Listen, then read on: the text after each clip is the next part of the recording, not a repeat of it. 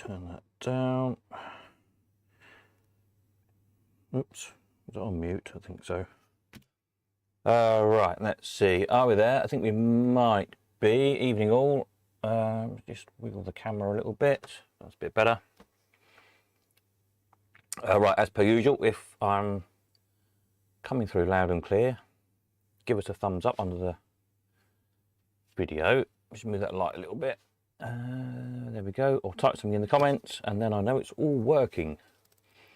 Because the computer had a 25 minutes and decided to crash a little while ago while I was trying to render out a video. So let's see. Evening Peter, Chris and Paul. Marvellous. Sounds vaguely promising then, doesn't it? Excellent. Right, so I have let's have a quick look at what's finishing tonight. Evening Peter. We have got the rotor, the big 6-column vending machine, the Flying Scot pin table, the hot nuts, and a few lots of coins and tokens. So there we are. Get your offers in on any of those. I haven't actually looked today. When I looked yesterday, I think it was, there was no offers on the big vending machine, surprisingly. I think it's quite a nice thing. The last one we sold, I think, made about 1,000 odd quid. Although it was painted, but I actually prefer it not painted and polished. It would look incredible, I think. So yeah, don't miss it. It's a nice machine.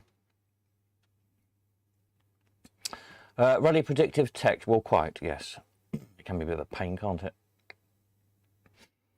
Yeah, so that's what's finishing tonight. New stuff. What have I put on new this week? Cresta, that's an old penny. The Lord Seeger is on 1p. The Golden Jokers is on 6pence. The change machine, that's old 10p to old 5p, or florin to shilling, if you like. The rulement's on penny, but it needs a new lighting transformer. You'll see from the description of the video, it does seem to be running and paying out and doing everything it should. Just none of the lights work because the little transformer's burnt out.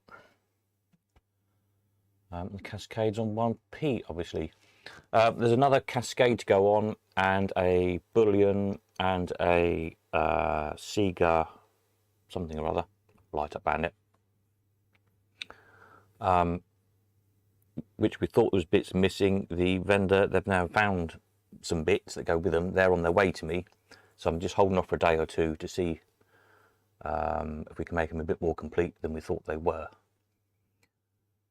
Because the real bundle was out of the bandit because it hadn't appeared to have no axle, but found an axle for it. The Cascade, this is the other Cascade that's coming in, the Cascade Deluxe. All the trips are in the bottom of the case.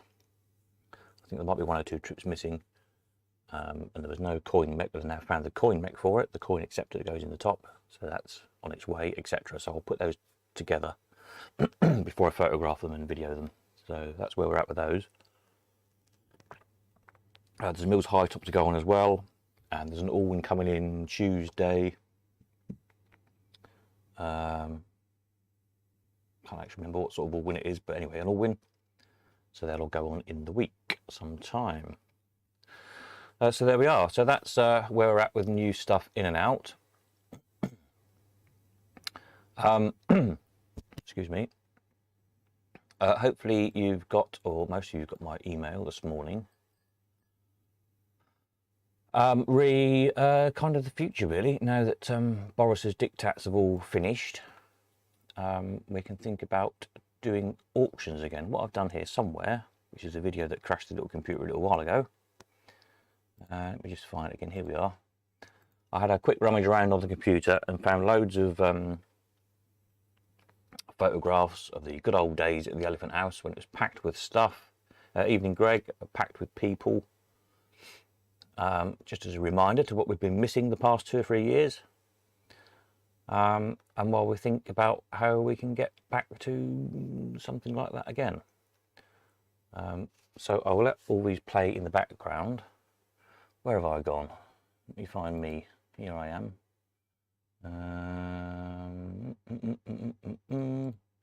Copy me from here. Paste me here. Where's my background gone? That's interesting. I think it disappeared when the computer crashed. You have to make do with a black background. Do, won't it? It's near enough. Yeah, so these will just run through in the background. A bit fast, aren't they? I think they're set for a 5-second fade. Can I slow that down at all? Let me have a look. Settings. Media source. Not sure I can slow it down. I couldn't do it as a slideshow like I usually do because there's too many pictures, about 180 odd pictures I found. Yes, we can speed it down, hopefully. Let me try this. Let me try 50%. Okay. And that's it. Has that restarted it? I think it has. Let's see if these slides last a bit longer. They're just pinging so quick you couldn't really see what was in them. Oh, of course, it slows the fade down as well. Is that going to be okay? Just let another one go through. Yeah, that'll do, won't it? Right, so if any of you never came to the Elephant House, this was what it kind of used to look like, auction day. Most of these are auction day anyway. Well, just before, it was always such a scrap. I often never got to take any pictures of the auctions because I was, as those of you who remember who came, usually working right through the Saturday night, usually still working when I open the doors at Sunday morning at 10 o'clock, still frantically trying to stick numbers on things, hang things up, tie bits of string on keys and whatnot, sweep up. So yeah, oftentimes, sadly, I never actually got to take any pictures of the auctions, which is a shame because they always looked pretty good. Some of these might not be the best snaps because I just literally rummaged around on the computer for anything I could find. But anyway, there we are. So the plan is to get back to doing auctions of a type, as I always said I would look at once all the restrictions and whatnot finished. Obviously we no longer have an auctioneer, sadly, which is a slight technical hitch. The other technical hitch at the moment is the main bit of the Elephant House where all these pictures are taken. The roof is now so bad it just can't be used at the moment. There's more buckets in there than there is roof. So using the Elephant House for the moment, for auctions at least, it's not too bad for storage. I just wrap stuff up or put tarpaulins over it or whatever. But you can't actually have auctions in there at the moment until I've re-roofed it, which costs a lot of money and I haven't earned any the past year out of Colcon. That's another whole story. So the plan is, for the meantime, would be to do live online bidding auctions. So if you've ever used Saleroom.com or Easy Live auctions, or pretty much most auctions in the UK now run on either of those two systems. I think there's a third one as well, or there was. I don't know if it's still going. I can't think what it's called. Anyway, whatever. They're the two main ones. So you'll hopefully be reasonably familiar with them. Usually they'll have a video feed, which is what I would do of the auctioneer. So you can see the auctioneer, and you see all the lots flashing past, and you bid, click the bids with your mouse or whatever, along with everybody else. So generally speaking, well, over the past 2 years, people haven't been in auction rooms, so all auctions have been all online. People are starting to go back into auctions in person now. Evening, David. Although, interestingly, some auction houses are sticking with just online only. Because principally, I think, because it means they can get a lot more stuff physically in the auction hall when you haven't got to allow for people, which is always our trouble. Those of you who remember, oftentimes where people literally stood out on the street because we couldn't physically cram any more people in the building. There was so much stuff in there, so many people in there. I think there's a couple of odd snaps in this lot somewhere that I used to take sort of from behind the counter.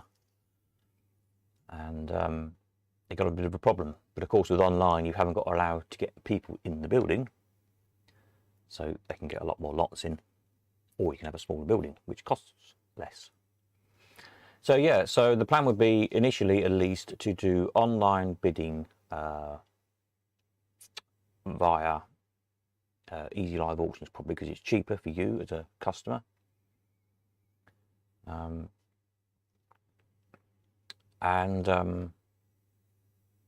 Yeah, go from there. Maybe, probably, again, perhaps try and do once a month. And bring in the other stuff again, as we used to do, as you can see, not just slot machines, but enamel signs, like we've got here on the screen, and fairground art.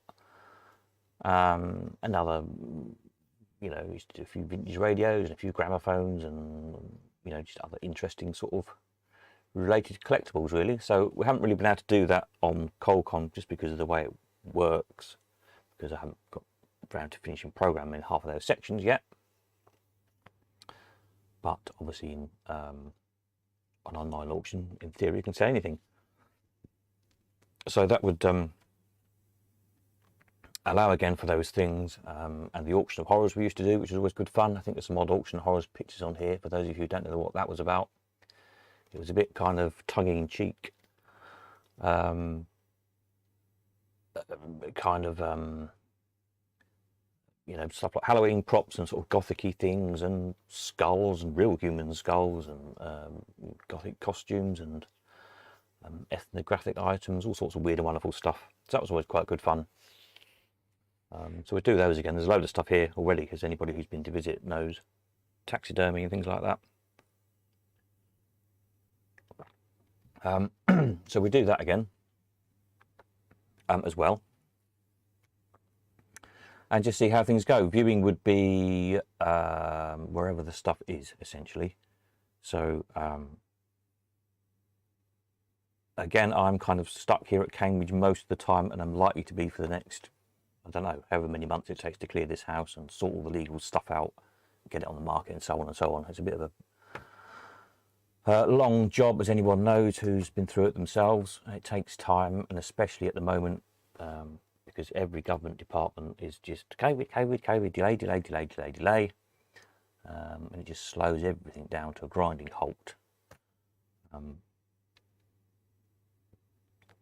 But yeah, just as if you've been to view anything here in Cambridge, that would probably be again the case for the short term, at least. And again, obviously everything would be photographed, machines would be videoed still as they are now on the ColdCon site, so you wouldn't necessarily need to come and view them anyway, although you'd be welcome as you are at the moment. And yeah, probably once a month, probably a Sunday, because we've always done them on a Sunday, either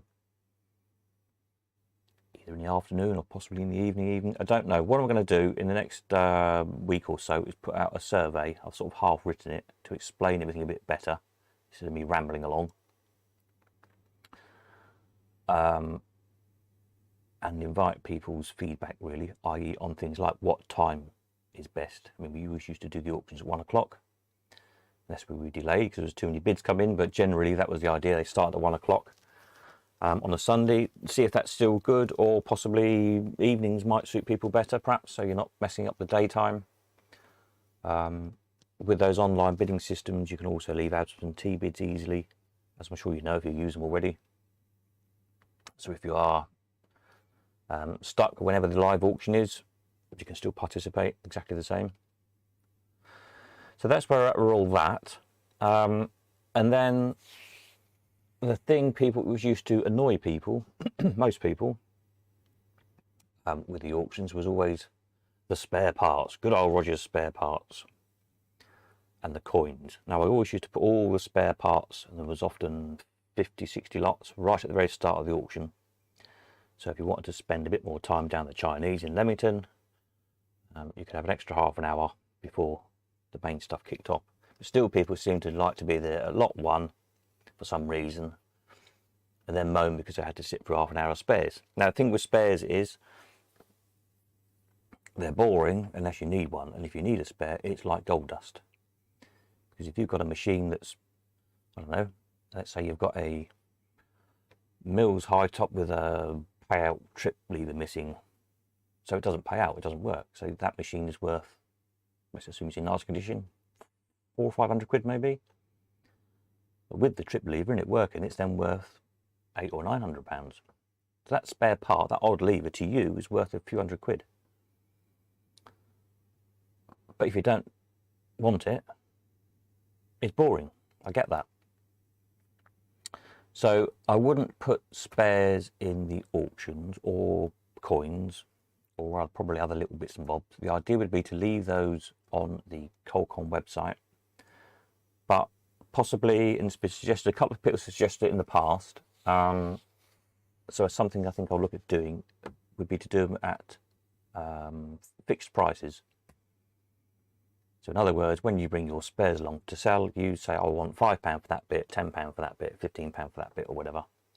And we stick them on for that.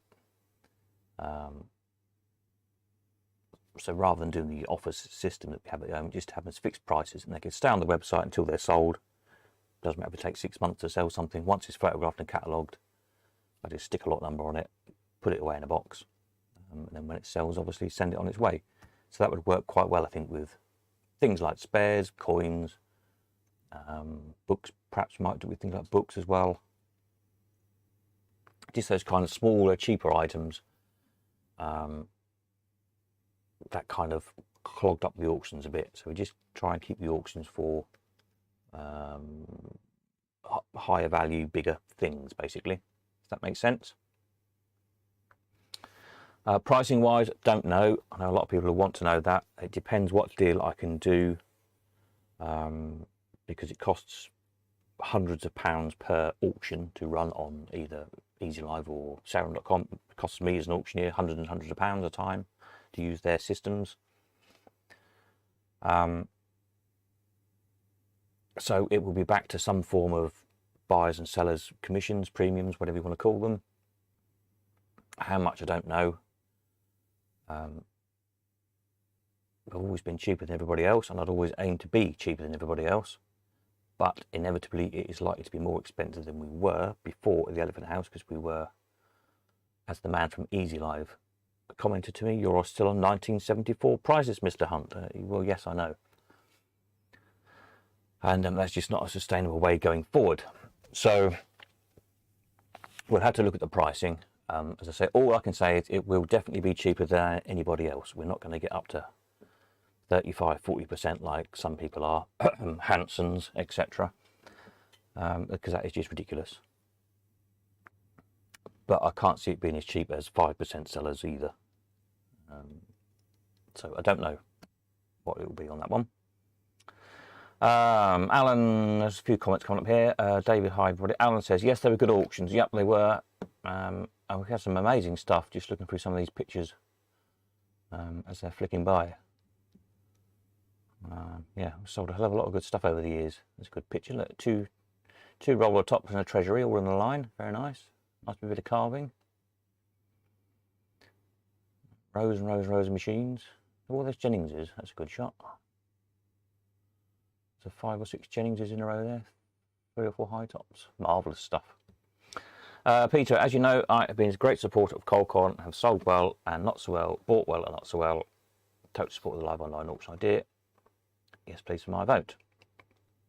Excellent. Always a nice mutoscope there, look. I remember delivering that one down to the south coast, I think that one went.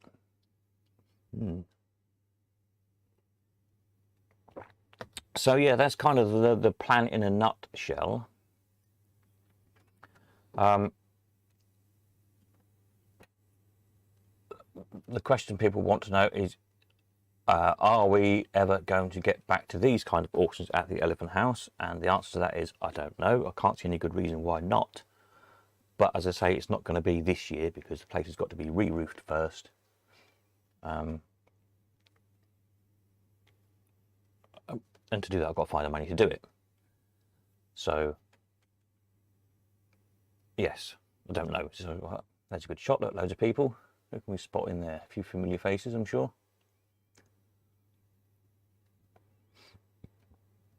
But as I say, a lot of people, a lot of auctions are not returning to that, and the few that are hardly anybody turns up because everyone's got used to the online bidding thing. Why do you need to go to the auction? Ours were a bit different because there always was a huge kind of social aspect to it, right back to the first days of the ones in the village hall down the road here. Because us collectors of this weird machines and fairground junk are a bit rarefied, to put it mildly.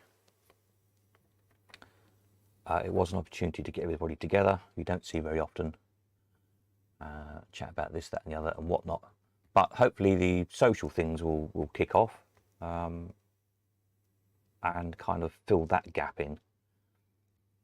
And I think they might work quite well. There's some nice stuff coming to this first one. And the nice thing about that is I will have time to talk to people for a change, and I'll have time to get one or two of my bits and bobs out and show people, which I never ever had time to do at the auctions because I was just so busy trying to do everything. I never had time even to say hello to people most of the time, which was a bit of a shame. If people travel a long way, so that will be a lot better for me as well. Spares would be good with fixed prices. Yeah, I think that's yeah, a reasonable idea. It need a little bit of reprogramming of the website, but that's not a huge problem.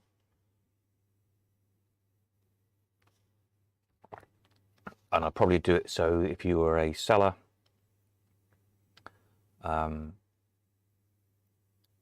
be a way for you to change your asking price yourself without having to get onto me to do it. So if something hadn't sold for a few weeks, you might think, oh well, I've had it on for a tenner, I'll drop it down to a fiver or something and try and sell it, that kind of thing.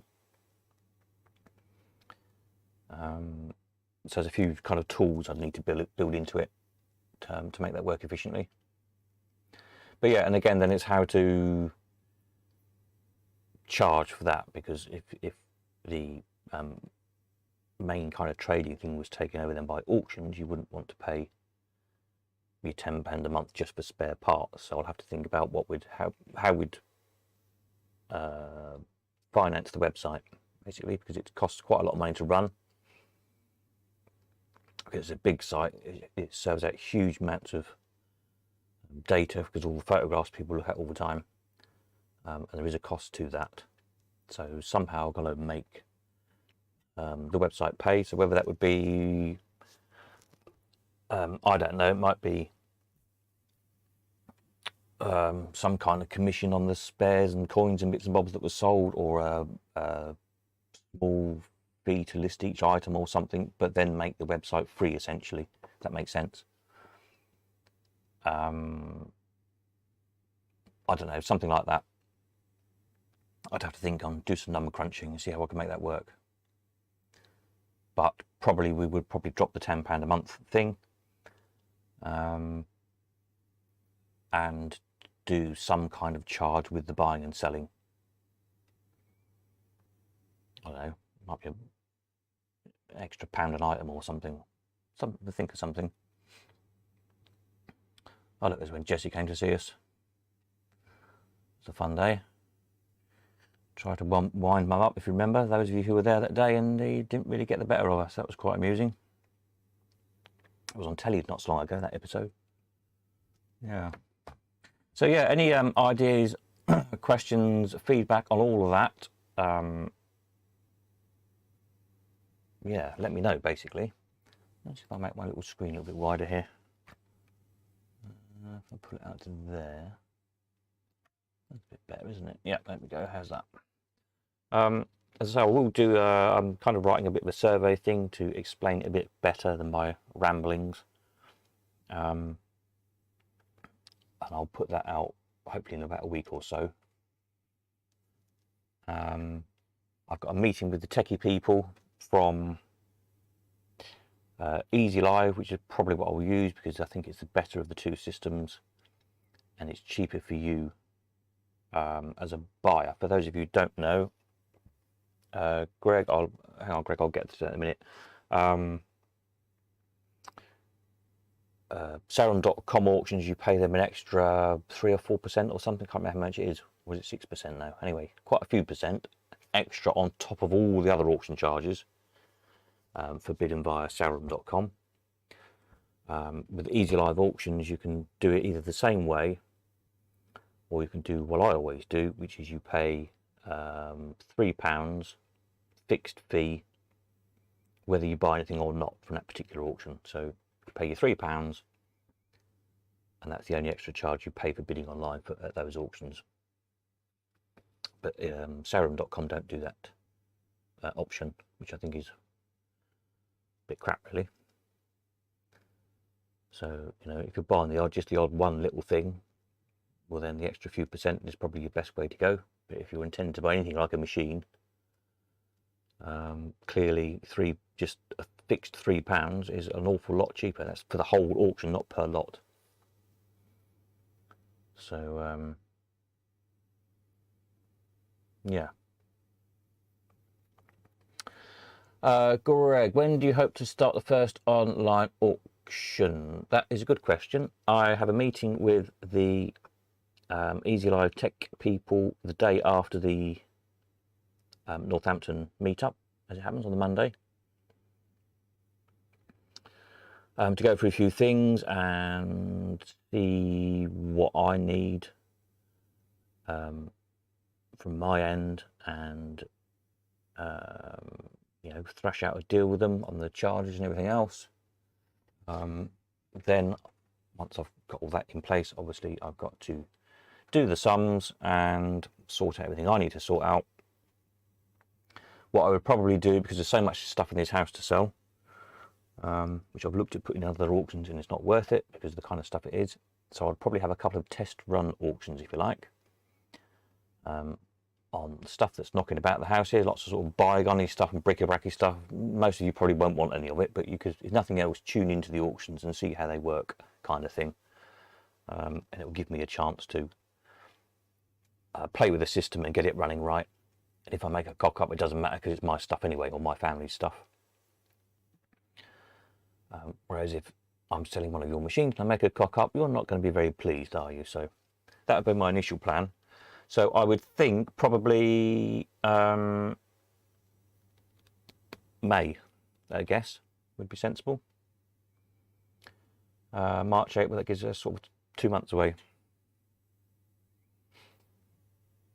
So by the time I've got all the things in place, sorted out what I need, tech-wise, learnt how to use the system, and then actually obviously got some stuff in and got it catalogued and got it sorted out, ready to go.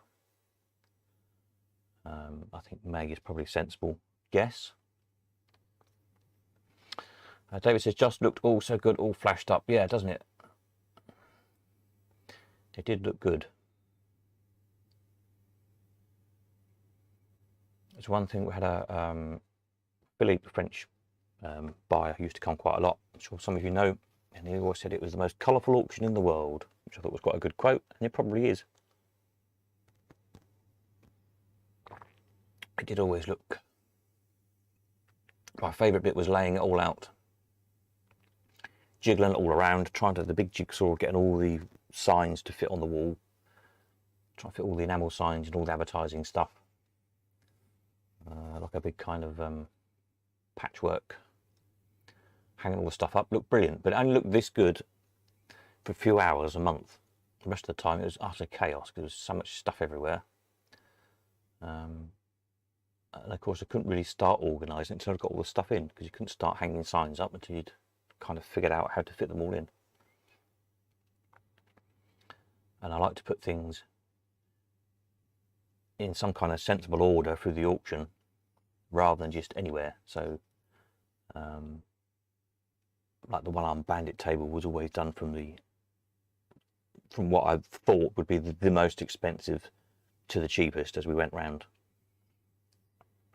So you see some of those pictures, might start off with a Watling roller top, and might go through some Jenningses, and then might go through some Seegers, and then to some Aristocrats, and then to a Bally right at the end, or something like that.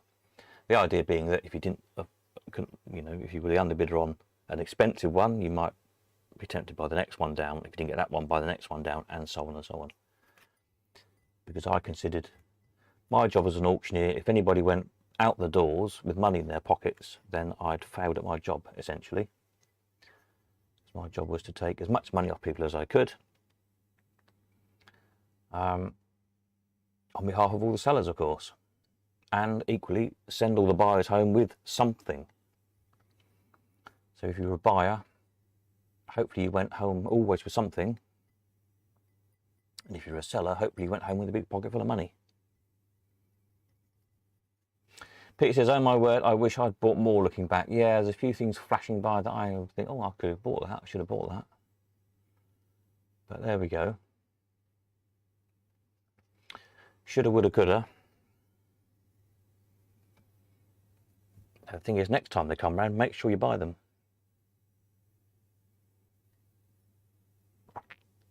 Because stuff gets harder and harder to find.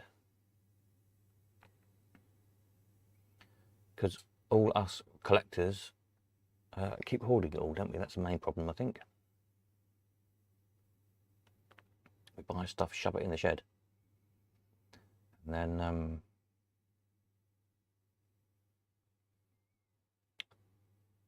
it sort of disappears out of circulation for a bit till we get bored of it and buy something else. But yeah, there's certainly lots of interesting stuff. There's some bits of horror sale stuff there in the background.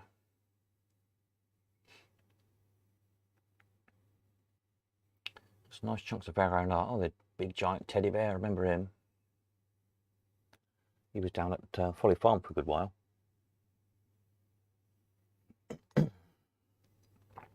Paul says, just what I was thinking, why didn't I buy that? If only I'd have bought that. Yeah.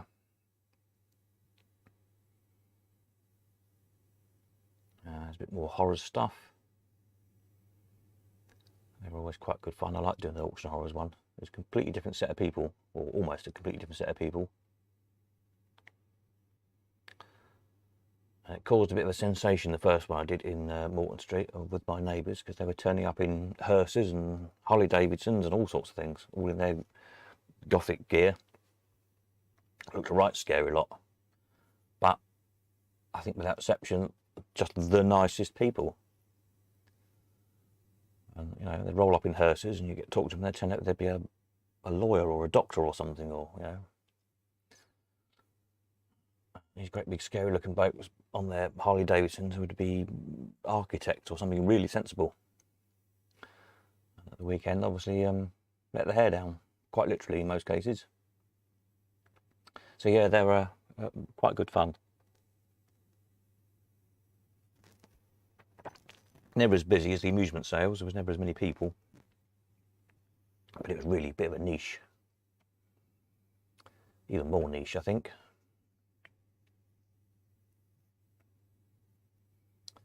But as I say, yeah, we'll crank that one up again because there's some stuff here, there's some stuff about the house anyway, quite a bit of taxidermy and stuff that's got to go. And yeah, I remember that big spiky mirror ball, that was good. That went to the Circus of Horrors, bought that.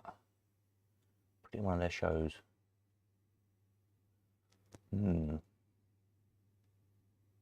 So yeah, so that's where we're at. Any thoughts on any of that, let me know. As I say, hopefully aiming for sort of about May. We do the same in as much as the kind of collecting, delivering and all that jazz, so you wouldn't, unlike every other auction in the land, you wouldn't have to rush here the day after the auction to get pick your thing up. You could leave it a few days, perhaps drop something off you want to sell in the next auction, and so on and so on. So a bit more relaxed. Obviously we've got Alan the carrier, he's here every couple of weeks, so that's working quite well as well. He was good when he was that Predator figure. Remember that in the Ghost Train, very nice. I'm getting distracted. Yes, so we do that the same.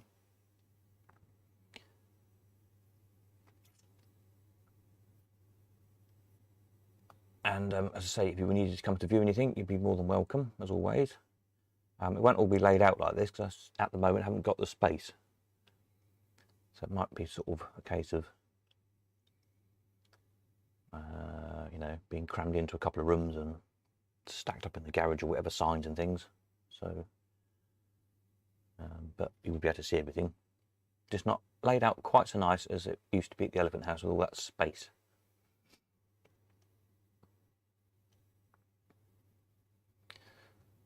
Yeah. Oh, the big evil clown. I made that. I have to make another one. Paper mache.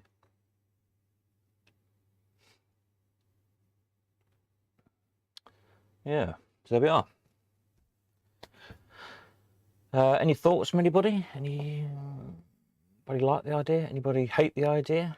Anybody think it's great what we're doing at the moment? As somebody asked me, sent an email, what would happen to the ColdCon website? As I say, we will keep, I think the plan would be to keep all the spares and coins and little bits and bobs like that on the website. And we'll try doing it fixed price sales and put the bigger, more valuable stuff through auction, and continue to build the database side of things, because that is growing and growing and growing, and I think it'll be a very useful and valuable resource, just the better it gets all the time, really. So we'll continue to look for more and more photographs and old trade brochures and all that kind of thing, and pull the information together and try and improve it all the time, because I'm sure there's umpteen mistakes and bits of information we don't know. So we'll carry on with that, trying to make it bigger and better all the time. And of course, there's always then a fallback as well if we haven't, you know, Boris decides we need another lockdown, which no doubt he will before long. He's run out of all the money he's made out of this one. Then at least we've got that to fall back on as a system ready to go, so we can still keep on buying and selling.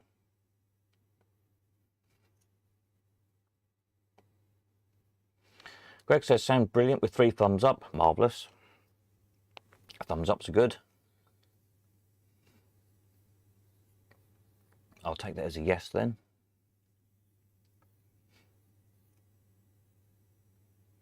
I was wondering, I was saying to somebody the other day, whether to do... I used to mix the auctions,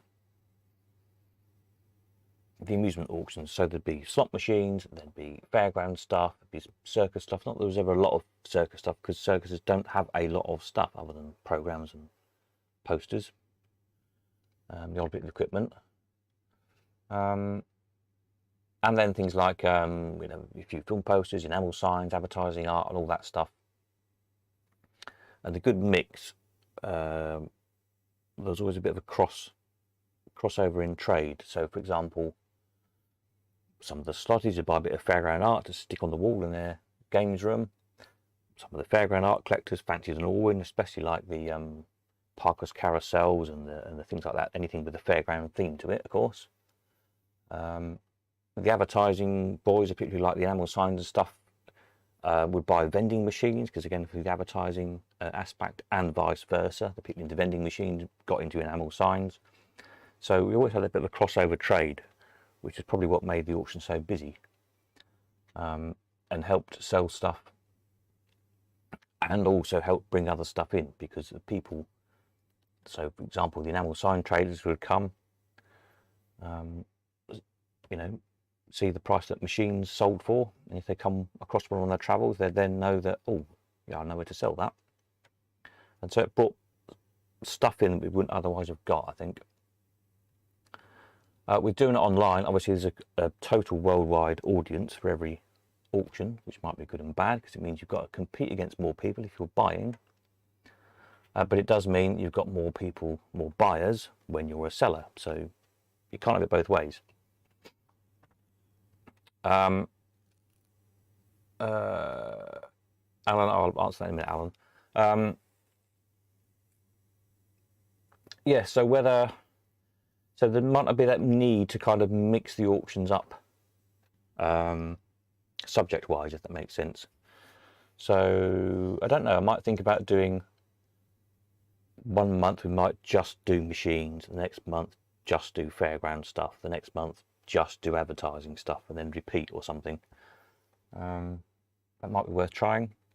it might in a way get more interest if it's just an auction of one particular narrow subject. Might cause more interest in the marketplace. I'm not sure. Or we might just carry on having a mixed auction. Don't know, there's kind of pros and cons for both, I think. I suppose the beauty of having a mixed auction is you've got the opportunity to sell your whatever it is every month, or buy whatever it is every month, rather than having to wait maybe 3 months for the slot machine auction to come around again, for example. So we'll see. We'll probably keep the mix, I guess. Alan says, what if your item didn't sell at auction? Well, if it didn't sell, it didn't sell. It would still be here. And either put it in again or take it home. Same as before, really. Hopefully you'd set a sensible reserve. You would have to think about reserves again, obviously in auction, whereas with the ColdCon system you'd not needed to do reserves, because you see what the offer comes in and then decide whether to sell it or not. Obviously going back to auctions, then you're going to have to think about reserves again. But yeah, the same as before. If it doesn't sell, put it in again or take it home, but just be sensible with the reserves. Greg says, do you reckon bi-monthly auctions would be better to build up stock? I just see what comes in, really. I know there are people who have been holding back because they either don't like or don't quite understand the ColdCon system, or didn't want to pay their £10 or whatever, and have been waiting for proper auctions again. So I think there will be more stuff coming in than we've had on the ColdCon thing. I mean, we've had, I don't know what the average has been, but there's usually 5 to 10 is the sort of machine, if we talk about machines per week, new ones go on. Sometimes there's only 2 or 3, sometimes there's been a dozen or 15. So I'm guessing, I don't actually know, to be quite honest, but I'm guessing it's perhaps 5 or 6 a week average has gone through. So I put, what, 6 on last week, and there's 4 or 5 to go on next week. 5, I think.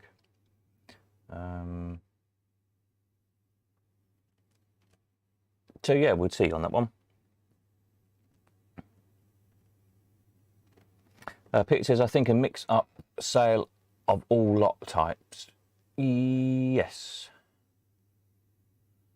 I probably would.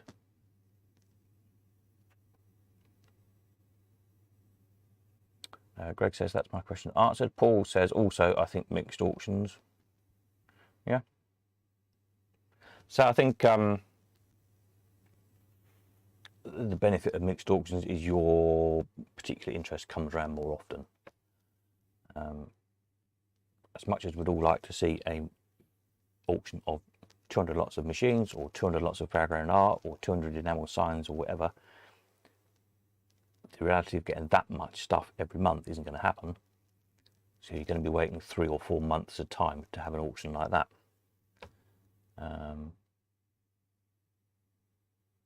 Instead of 30 or 40 months maybe. So I suspect mixed is the way forward, I think.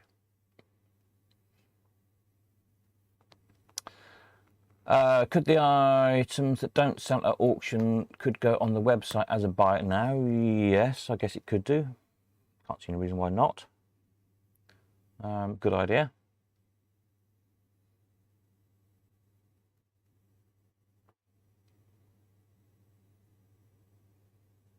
Would that encourage people not to bid? No, not necessarily, would it? I don't know. There's always that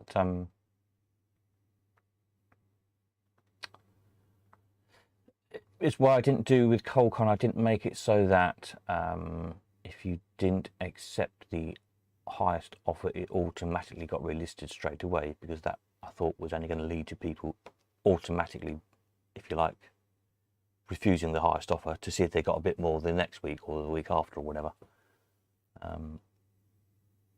which I thought wouldn't end very well, really. But as it's happened, most stuff, certainly most stuff, not everything, but most stuff has sold the first time around, and I think for good prices as well, really.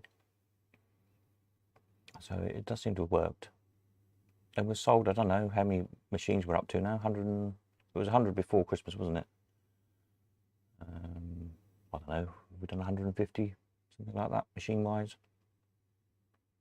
Plus all the other bits and bobs.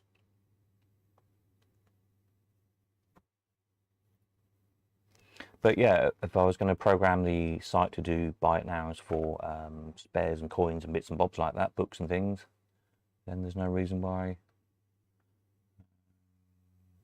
machines couldn't do the same, I suppose.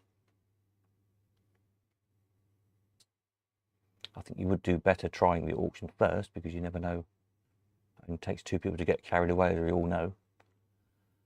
As we saw the other day in Spices, and stuff can go stratospheric. So, from the seller's point of view, you're always better putting it in auction. Alan also agrees with mixed auctions. I think we've got the thumbs up for the mixed auctions in from everybody pretty much.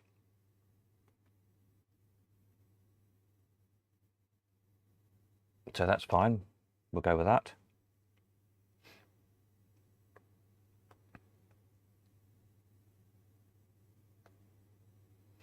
As to how many lots we get, I don't know. Because of pulling out the spares and coins and bits and bobs like that, there probably wouldn't be as many a time as we usually do at the Elephant House. The amusement sales were probably usually sort of between 300 and 400 lots, I think, from memory. If you think maybe 100 lots of that might have been spares, because there's usually about 50 or 60 lots of spares at the start, and it was usually 20 lots maybe of coins at the end. I always put the coins at the end because you never knew if you were going to need coins until you'd bought or not bought a machine during the sale. So it made sense to put the coins right at the end. So, oh, I bought a machine on sixpences, I best buy some sixpences to go with it. But so by pulling those out, pulling the spares out, that's probably the equivalent of pulling 100 lots out of the old sales. So we might expect, I don't know, a couple hundred lots of sale. It'd be nice, wouldn't it? And again, no doubt to start with, it'll be a bit slow to take off.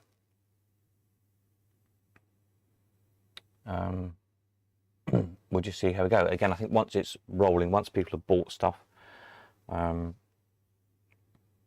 they'll be coming here to collect something they've bought and hopefully drop off something to sell for the next auction. Or perhaps if they're going to use the carry, going to use Alan again, he'll collect stuff from you at the same time as he delivers you or whatever you've bought, because he's here backwards and forwards every 2 weeks, which is brilliant. So again, that will work quite well because it saves you transport costs of doing 2 trips or 2 carrier trips, as it were. I don't know what sort of deal he does you. I know we'll do you a bit of a deal if you're having stuff delivered and sending stuff back to me at the same time.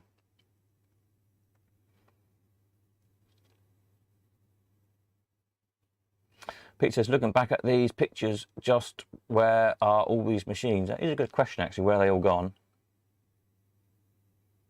If you look back at some of the Huntington catalogues, I've got a pile on my desk here to look at some stuff. All these ones from days of yore.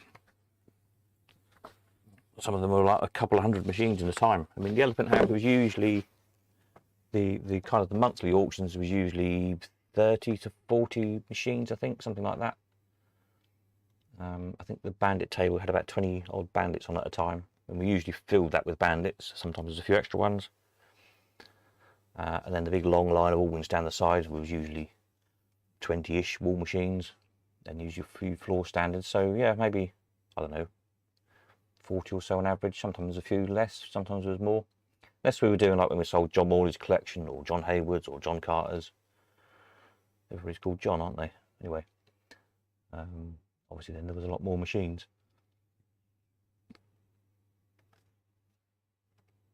But yeah, we certainly sold hundreds a year. But I guess that is kind of the same when, at Huntington, that was, because that was only a couple of times a year, but we might have sold 200 machines a sale, 300 machines, so we were perhaps selling 500 machines a year. Whereas at the Elephant House monthly, we were selling 40 or 50. Again, is about the same per year, isn't it? 500 machines a year or something. I did do some figures once. I don't know if I... Did we have them in the Christmas, the New Year's live stream thing or something? I'm sure I pulled out some figures at some point of how many machines we'd sold each year. I don't think I won't have that now. It'd be buried in my computer somewhere.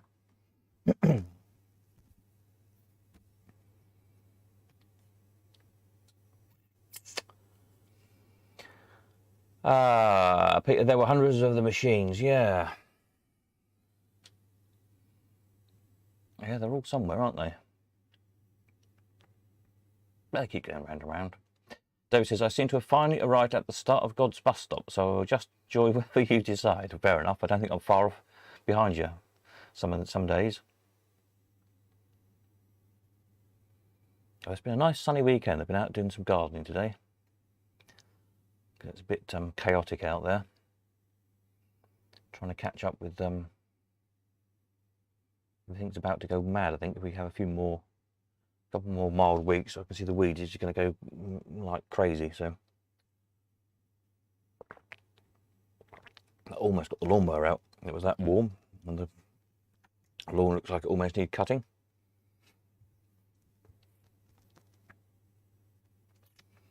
Les says, hi Steve, I'm a bit late tuning in.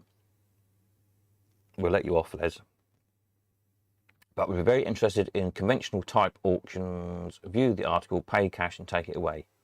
Yes, wouldn't we all? Again, that's certainly, I'm not saying we'll never get back to that, because hopefully we would do at some point, but it won't be, certainly won't be this year. Because as I said earlier, appreciate if you didn't tune in, the Elephant House now needs the bit you're seeing on the screen, the main auction hall bit, re-roofing before we can use it again. Most of you will know, I'm sure most of you are old customers, that we re-roofed the front half, or the front third effectively, is the two-storey part several years ago, which is all lovely, dry as a bone. But the back bit, where we actually have the auction hall, as it were, is really bad now. And there's more buckets in there than there is anything else, so we couldn't have auctions in there at the moment.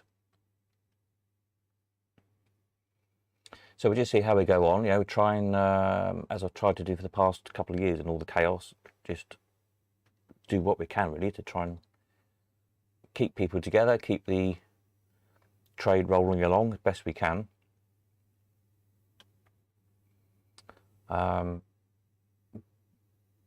But at least, bringing the bidding back in some form, even if it's only online, that seems to be what a lot of people have been asking for. They like to bid for something. So that'll at least, tick that box. So you're always welcome to come and view stuff. You can always come and pay cash. You don't have to pay by bank, and you can always pay you cash. It's not a problem. I'll take cash off anybody. I'm not proud.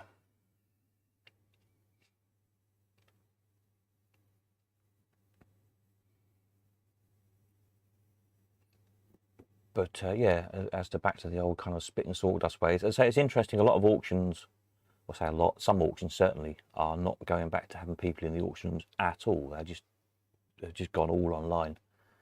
They've seen, to be honest, I think they've seen how much more money they can make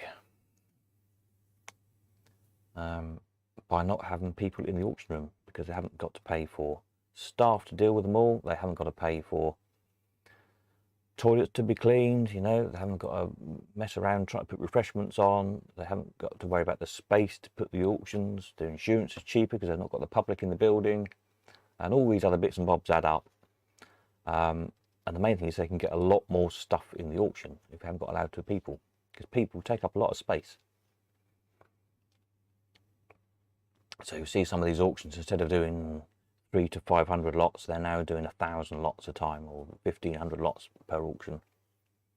Getting through a lot more stuff. And when they're charging £15 minimum lot fees, which a lot of them do, including one that quoted me the other day, it's £15 minimum lot fee to sell.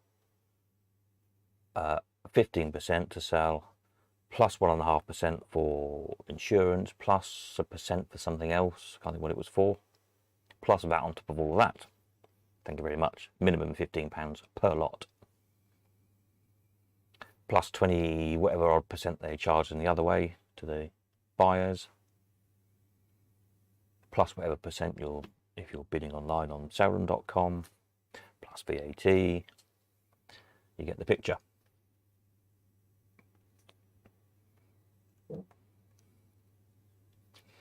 Pete says, what's more worrying is John Carter, John Morley, John Hayward all gone, and their great collections gone too. Yep.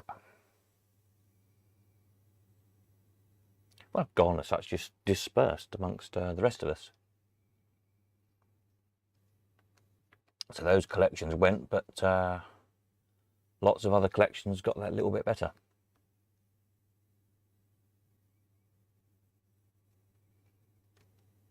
And as is the way of nature, sooner or later, all our collections will come up for sale as well, won't they? Including mine, one day.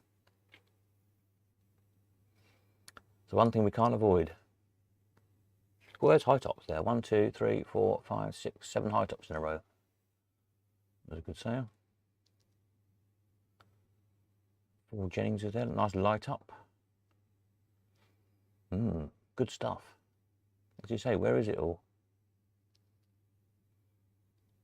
It's all there. It will be interesting to see how much stuff comes back to proper auctions, or as near as we can get to proper auctions for the meantime.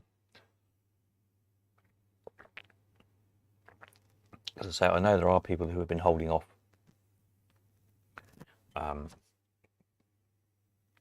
just because they didn't like the Colecon way of doing things. Either didn't like it, or didn't understand it, or just didn't get it, didn't want to do it, whatever, which is fair enough. So hopefully there will be a little bit of an influx of fresh stuff again coming back to market. So we'll have to see. Greg said, "Blimey, getting depressing now." Yeah. David, I like the hammer going down with a crack and the feeling in my head I've got it. Ah. Well, bear with me.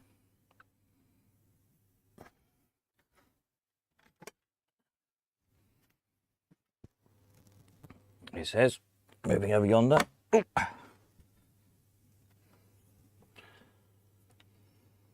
One gavel. Sold. There we are. We have gavel in stock. It's Mum's official Elephant House gavel. So that will be used.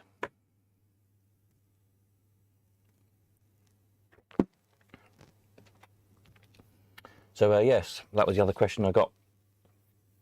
Was I going to be auctioneering or somebody else? You might have to put up with me. I don't know. I'll see how I get on. That's why I'm going to do it. I'll do a couple of practice runs, as I say, with all the junk in this house I've got to get rid of. And I'll see. Basically, I've either got to pay an auctioneer and me do the admin stuff, as I always used to do, or else put up with me auctioneering and I pay someone to do some admin, which will be cheaper than paying an auctioneer. So we'll have to see.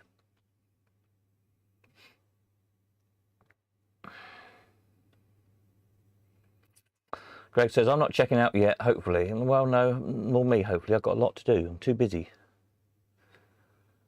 Too busy yet. Ah, such memories, yes. Greg thinks I'll be fine. Well, we'll see. I don't know. I ought to be. I was brought up in auctions. Literally, I think I spent more time as a baby in auctions than I did at playgroup.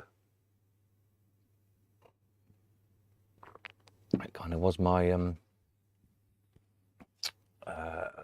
my misspent youth, if you like, was in auction rooms. So you think I'd know how to do it, really, wouldn't you? But all this stuff, I keep getting distracted looking at the pictures. So it all must be out there somewhere.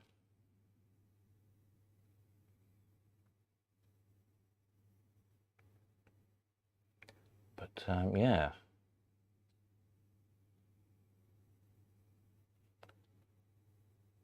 It's nice Parker's Alden. There, look, Parker's big top Alden. That's nice. Parker's Golden 12 and the nice veneered cabinets. That's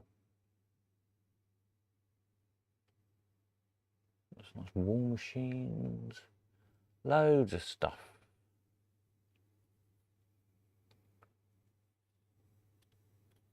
Loads and loads of stuff. These pictures have probably been around once, have they? I'm not sure. I haven't been paying attention, to be honest. I think it was about 180 or something, so they've probably been around once already. But whatever. There's probably more photographs somewhere. So unfortunately, I didn't always get to take pictures of every auction.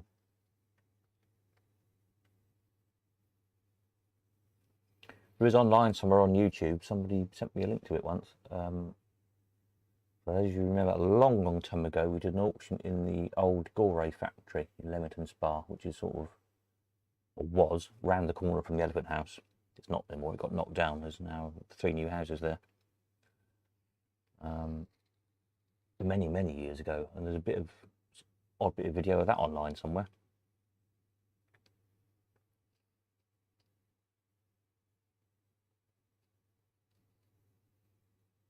But I can't remember what it was called. It was before we were called Elephant House Auction, so it might be under Gore or Fairground Auction, or I don't know, Leamington Spa, something like that. David says, it all goes around in a circle. We all just look after it for a while. This is very true. That's what I often say to people. And I always think the good thing is that once it's pulled out of a, you know, an arcade basement or a rotting showman's truck or whatever it happens to be, an old shed somewhere, once it gets into a collector's hands somewhere along the line, somebody knows what it is and they appreciate it. And if nothing else, hopefully, they keep it at least dry and safe. And if they don't get around to restoring it or whatever, you know, it just goes on to the next collector and eventually somebody does. But at least it's then saved and it's not still rotting away. So we can't all have everything as much as we'd like to. There's lots of stuff I'd like to have, but I can't. And I'm sure you're all the same.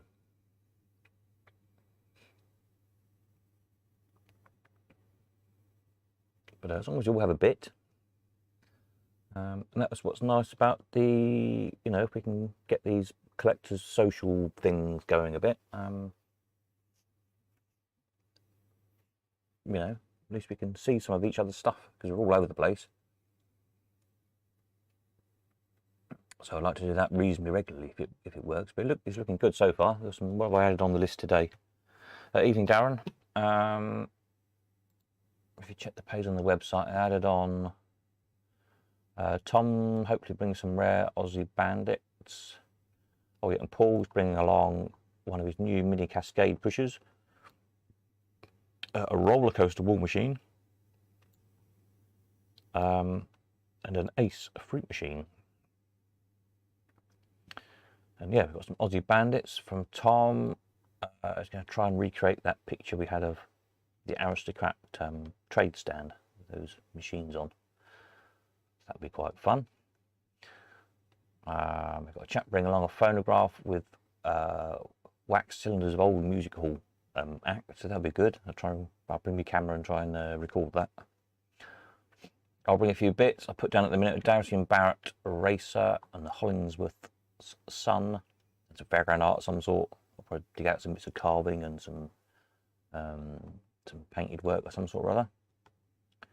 Adam's going to bring a shield catcher and a fairground a carved bear.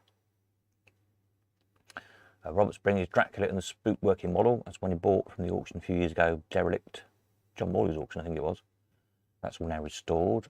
And his Insel Opera Singers working model, which is in the process of being restored. So that'd be good to see. Peter's bringing the Bimbo. Now that's all restored and looking rather fabulous. And David's bringing the Steerable. and hopefully there's a few more as well. Again, if you're coming to that, which is 2 weeks today, let me know what you're going to bring along, and I'll add it onto the page. And then other people know what's going to be there to look at, and also hopefully will bring something different themselves.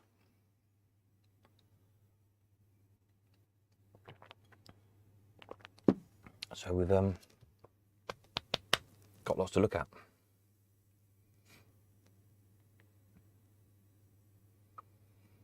Yeah.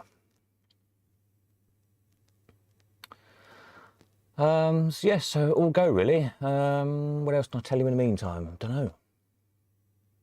Anybody else need to know anything? Anybody got any good ideas? Then do let me know.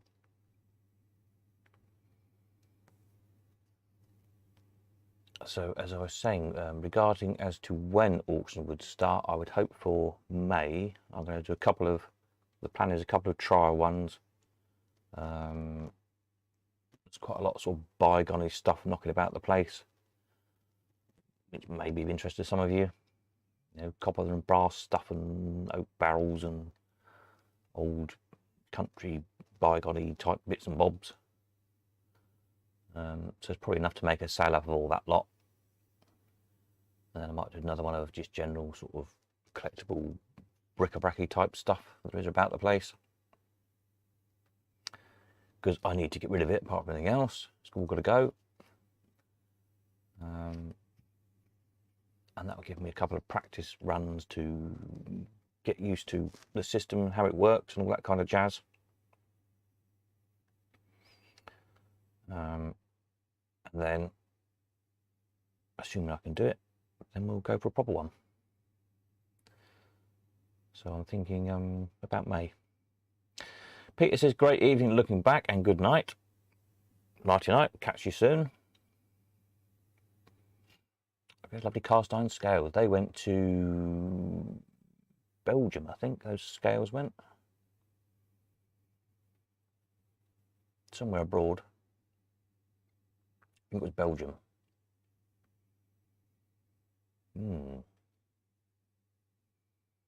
Nice Dodgem car, nice supercar Dodgem. Where that one went.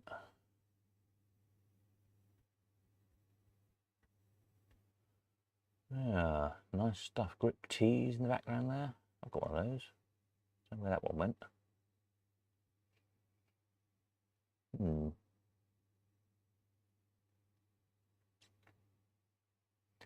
Shoot, there's all sorts of good stuff.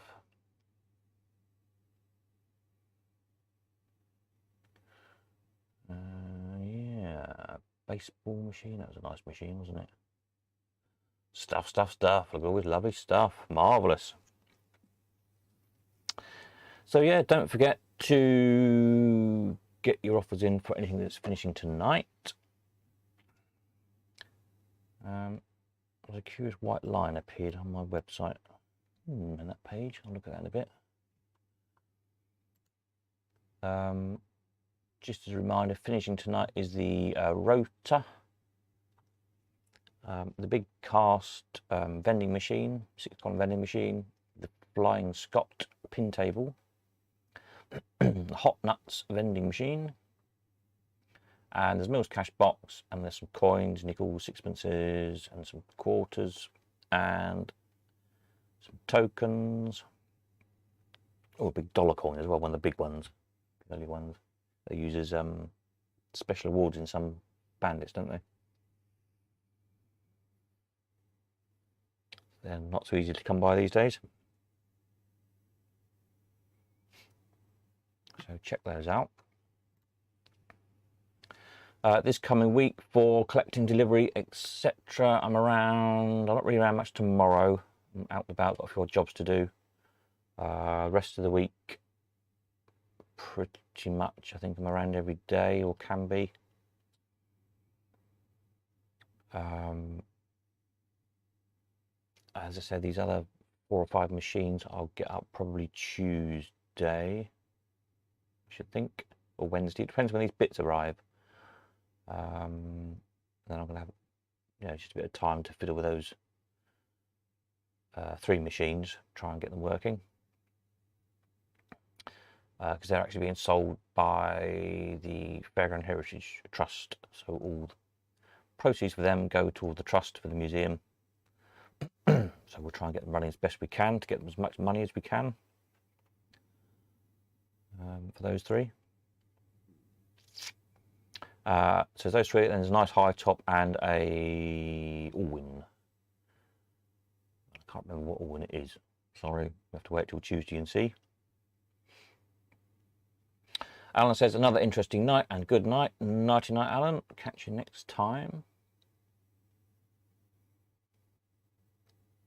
So yeah, that sounds like it's probably about it. We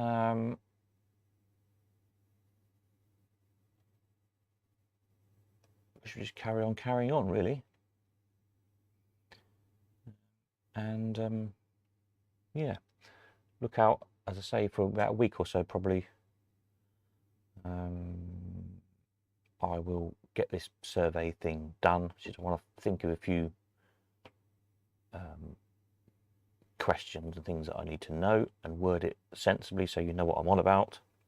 And it all makes sense. And then I'll send that out and you can let me know your thoughts. David says, been nice looking at all your photos tonight. Thank you. Yeah, they're a bit crap, some of them, but I just had a very quick rummage around the computer to see what I could find. I'm sure some better ones somewhere. But, it's been, yeah, it's been quite interesting, isn't it, seeing them all again. And that's only a handful of the auctions, because most of the auctions I never got any photographs of. Other people probably have.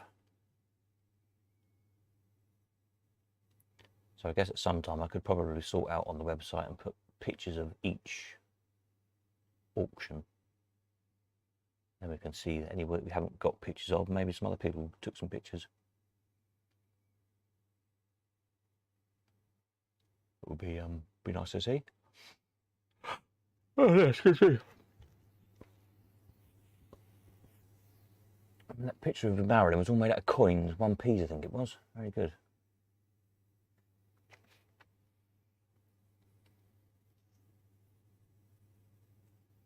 Yeah.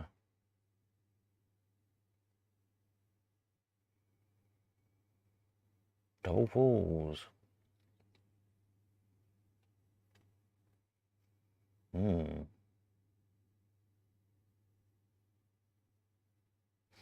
Lovely stuff.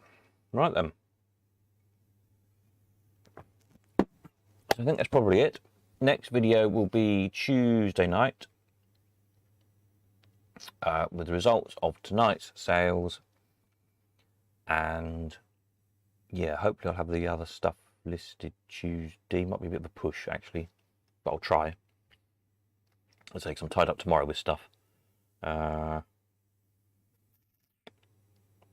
Yeah, I'll do my best for that one. But the video will be Tuesday night regardless. Hopefully with some new stuff to look at, some prices, and any more thoughts on auction, really. And we'll go from there. Yeah, I should have bought that Penny Arcade sign, shouldn't I, really? The Penny Arcade front. Never mind. The things we should have bought and didn't. Hey ho. Right, I think that's probably it for me. I need a cup of tea.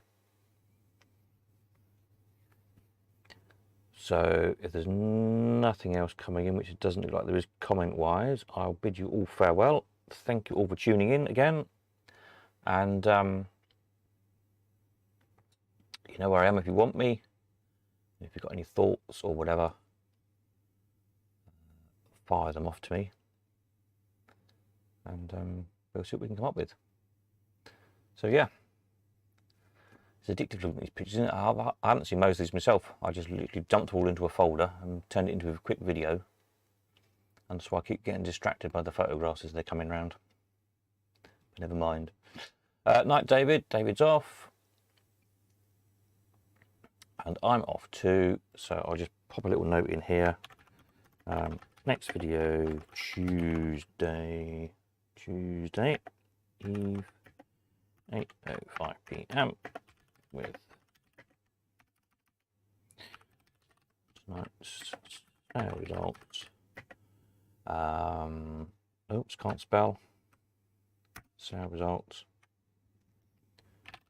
And hopefully a quick look at 5 or so new machines listed next week. There you go, shove that in there. Right, I should have bought those supercar cars. Just these lovely red and blue cars. They're coming from Carter's, I remember. Never mind. Right, oh, that's it. I'm going to keep looking at these pictures. So thank you very much. Catch you all on Tuesday. Have a jolly evening. And good luck with your bids if you're buying. And equally, if you're selling, hopefully you get some good offers in. Catch you Tuesday. Nighty night.